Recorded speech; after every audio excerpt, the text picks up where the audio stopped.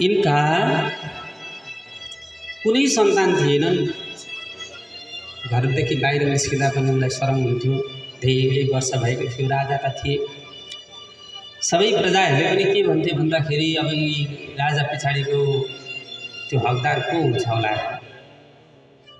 त्यो राजा पछाडिको हकदार को हुन्छ होला, कसले गर्छ होला भनेर गिज्याउँथे। गुरु वशिष्ठ हुनुहुन्थ्यो। वशिष्ठलाई गएर भन्नुभएको छ, प्रभु मलाई एउटा सन्तान चाहियो, जसरी भए पनि मलाई सन्तान चाहियो। पुत्रेष्टि यज्ञ गर्नु पर्यो भन्दाखेरि गुरु वशिष्ठले वरुणको उपासना गर्नु। वरुणले के गर्छन् भन्दाखेरि तिमीलाई एउटा पुत्र दिन्छन् हे हरिश्चन्द्र भनेर यसरी भन्नुभएछ। गइसके पछाडि वरुणसँग सल्लाह भयो। वरुणले भन्नुभयो तिम्रो सन्तान जब म दिन्छु दिन त, तर ती जन्मिने बित्तिकै मलाई बलि दिन्छौ भने मात्र म तिमीलाई सन्तान दिन्छु, नत्र पनि दिन्छु। बिचरा ती राजा हरिश्चन्द्रलाई एउटा सन्तानको मुख हेर्ने बानी, सत्यवादी थिए, झुट बोल्न जान्दैनथे। ती राजा झुट बोल्न जान्दैनथे। भन्न लागेछन् हुन्छ म हजुरलाई दिन्छु भनेछन्। विगतमा यदि वीर महाराजा तेनैव त्वां त्यजेति तथेति वारुणो नास्य पुत्रजातस्तु रोहितः। कालान्तरमा एउटा पुत्र भयो। वरुण उताबाट आइहालेछन्, खोइ राजा तिमीले दिन्छौ भनेको थियौ, पुत्रको अनुहार मात्र हेर्छु भनेका थियौ, खोइ त तिमीले दिनु पर्दैन मलाई त्यो सन्तान। राजा आँखाभरि गहभरि आँसु पार्छन्, भन्छन् हे प्रभु यो यत्रो कलिलो नानी म हजुरलाई कसरी बलिदिनु, म त दिन सक्दिनँ। कमसेकम त्यो नाभि त छेदन हुन दिनु, त्यो नाभि त छेदन हुन दिनु भन्दाखेरि हुन्छ तिमी नाभि छेदन गर म लिन आउँछु, त्यतिखेर चाहिँ मलाई दिनुपर्छ नि, म लान्छु हुन्छ भन्छन्। नाभि छेदन गरे, फेरि वरुण टुप्लाइ पुगे। राजा तिम्रो वचन, तिमी पुत्रको मोहमा पर्यौ, सन्तानको मोहमा पर्यौ, तिमीले वचनलाई तोड्यौ। होइन हजुर नामाकरण त गर्नु दिनु, नामाकरण गरिसके पछाडि बुझिहाल्छ। नामाकरण पनि भयो, उनको नाम के राखियो, रोहित। नामाकरण गरिसके पछाडि ती कोमल हातलाई खेलाउँछन्, सम्झिन्छन्। उता बरेउले के गर्नु बलि दिनु भनिया छन्, यो सानो नानीलाई कसरी मैले बलि दिउँ, बडो चिन्ता लिन्छन् मनमा। बरु कुलाहरू खेलाउँछन्। राजा हरिश्चन्द्र भन्न लाग्छन् म कसो गरौँ, के गरौँ। त्यसो भन्दाखेरि आज विचार गरेछन् ती हरिश्चन्द्रले गुरु वशिष्ठकोमा जानु भनेर विचार गरेछ। विचार गर्दाखेरि वशिष्ठले सल्लाह दिनुभएछ के भन्दाखेरि एउटा गरिब ब्राह्मणको छोरा ल्याएर बलिदिनु, अनि त्यो वरुणलाई खुसी पार्नु। तिमीले आफ्नो छोरा बचाउँछौ, तिम्रो छोरालाई जङ्गल पठाइदिनु। वर्तमानसम्म गरे, उपनयन कर्मसम्म गरे। त्यति भनिसक्दाखेरि मन पग्लियो, भन्न लागे हुन्छ अब म एउटा ब्राह्मणका छोरालाई लिएर आउँछु भनेर खोज्न गएका दुखी ब्राह्मण केही एक घरमा थिए दरिद्री अति, थिए बालक 3 पुत्र उनका आफो 2 दंपति। ती दुखी दरिद्र ब्राह्मणका घरमा 3टा बालक रहेछ, 2 दम्पति रहेछन्। हेर्नुहोस् है त, सल्लाह गरी जे सभावती रहुन गो कान्छो आमातिर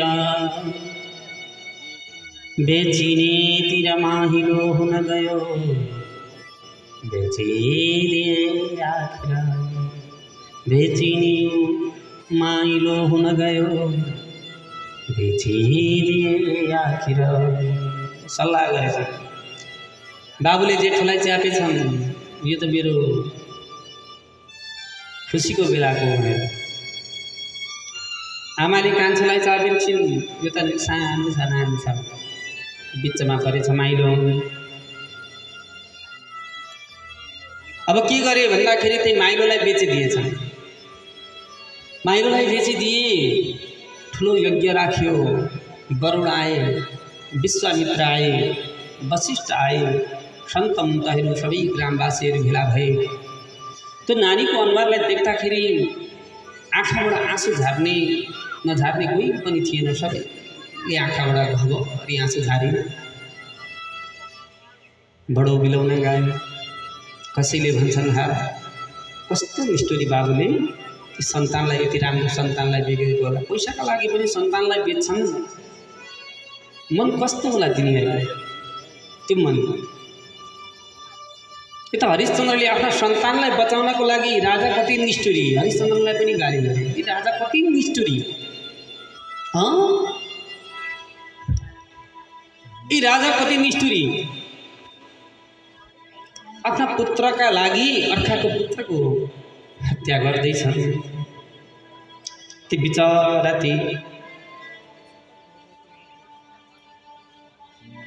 ती नानी त्यो माइलो छोरो बिचरा थरथर काम्छ। त्यो भिडलाई देख्छ त्यहाँनिर खोज्छ कहीँबाट पो मैले न्यायको पाउँछु कि मेरो ज्यानको बच्छ कि भन्ने आशा गर्छ। तर त्यो छैन। सम्झिन्छ मेरो अन्त्य यति नै रहेछ न बाबुले सम्हाले मेरै बाबुआमाले नरोकेको मलाई कसले पो रोक्ला र मेरो सहारा पो को होला र विचार गर्छ। हात जोडेर अधि शरीर झटपट बाबु सुन सेवको भनेछन्। अब त्यहाँनिर त्यो बलि दिँदाखेरि हतियार चलाउने कोही पनि निस्किएन। कोही निस्किएन। सबैका आँखाबाट आँसु झरे। सबै चिन्तित भए। त्यो सुनसितको बाबु चाहिँ त्यही रहेछन् त्यही भिडमा हतार हतार हात जोडेछन् भनेछन् हात जोडेर अधि शरीर झटपट बाबु सुन सेवको लाग्यो भन्न मगर सुन्नेर पति धन्दा नहोस् यसको म माग्छु। त्यसको धन्दा हुँदैन। कति अधर्मी कति दुष्ट कति पापी सोच्दा पनि मन भक्काउने खालको त्यस्तो प्रविधि। अनि भन्छ के भन्छ भन्दाखेरि फेरि ओ तिमीलाई द्रव्य दिनुहोस् यो पुत्र गर्छु वध। जति मलाई यो पुत्र ल्याउँदाखेरि द्रव्य दिनुभएको छ त्यति के अरे सम्पत्ति दिनुहोला। फेरि ओ तिमीलाई द्रव्य दिनुहोस् यो पुत्र गर्छु वध। यस्तो बोली सुनेर निठुरको नलागे सब। यस्तो बोली त्यो निष्ठुरीको त्यो धर्मीको त्यो पापीको बोली सुनेर सबैले करायो। के भन्छन् हे चण्डाल धर्मी निष्ठुर पशु खुद आफ्नै पुत्रको। हे पशु पशुको बुद्धि भएका पशुले पनि आफ्नो नानीलाई चाट्छ। त मान्छे उसकै पशु होस् पशुभन्दा पनि तल चण्डाल स्वरूप भएको त अधर्मी त पापी त दुष्ट। तैँले बेजिस लोभी भएर फेरि नपुगे बध गर्न लागिसक्यो। लोभी भएर बेचिस फेरि बध पनि गर्न लागिस् तिनी आफ्नो सन्तानको तँलाई माया लाग्दैन भनेर भन्छ। विश्वामित्र आउनुभएको रहेछ त्यहाँ। विश्वामित्रले भन्नुभएछ के भन्नुभयो भन्दाखेरि हा कष्ट योग कि हेर्नु यहाँ के दुःख यस्तो भनी। यो कस्तो कष्ट कस्तो विडम्बना यो के हो यो दुःख पनि कसरी हेरौँ। यो हेर्न सक्ने पनि क्षमता छैन। यत्रो यो ग्रामवासीहरूको आँखाबाट आँसु आउँदाखेरि तिमीहरूको आँखाबाट आँसु आएको छैन? हे पापी, हे दुष्ट। सुनसेपका बाउलाई पनि करायो। कोलाहल त नगरे यहाँ सब कसलले साह्रै दयालु बने। सबैले कोलाहल गरेका छन्। विश्वामित्र पनि भन्नुहुन्छ, अगाडि सरेर भन्छन्, यो दुष्कर्म अयोग्यको छोड बिचरो रोयो हरे बालक। यो दुष्कर्म, यो अधर्मी, यो वस्तु, यो छोडिदेऊ। यो बालकको आँखाबाट आँसु हरेको तिमीलाई थुपाको आँसु लाग्छ। तिमीहरूलाई यो बालकको आँखाबाट जति आँसु झरेको छ नि, प्रत्येक थुपाको आँसु लाग्छ तिमीहरूलाई। तिमीहरू अधर्मी। यसका बाबु त बाबु भए, अब यो बरुलाई कसरी सम्हाल्ने? ल भन्नु न त भन्दाखेरि एउटा बीज मन्त्र दिनुभएछ बरुलाई। बीज मन्त्र दिनुभयो। बीज मन्त्र दिँदाखेरि बरु खुसी भए। अब ती सबैजना खुसी भए। त्यहाँनिर हर्ष उल्लास छायो। जब सबैजना लाग्दाखेरि ती छोराले भन्न लाग्यो, के भन्छन् भन्दाखेरि, म कसको छोरा हो? म छोरो कसको हुँ? म मेरा बाबुको घरमा जाउँ? मेरा बाबुले मलाई बेचे पैसाका लागि। अब ती त मेरा बाबु भएन। अब किनेर ल्याउनेलाई मैले बाबु मानौँ न त भन्दाखेरि, उनले त मलाई के गर्न ल्याएका हुन्? पाल्न त ल्याएका हुन्, बलि दिन ल्याएका हुन्। ती पनि बाबु भएन। अब बाबु म कसलाई भनौँ? हे नरपते हो, लागे बालक भन्न फेरि सबमा बाँचे म मर्ने थिएँ। बाँच्नुभन्दा बरु मर्नै ठिक थियो।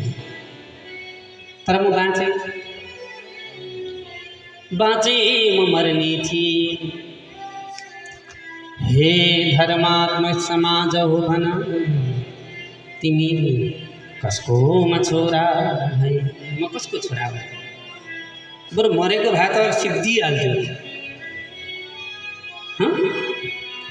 यस्तो प्रश्न सुनि सभासदहरूले भन्छन्, खाम गरी बेजे ब्राह्मणे त पुत्र नृपको भन्थे कहाँ एक थरीले के भने नृपको हो, ब्राह्मणले त बेचे।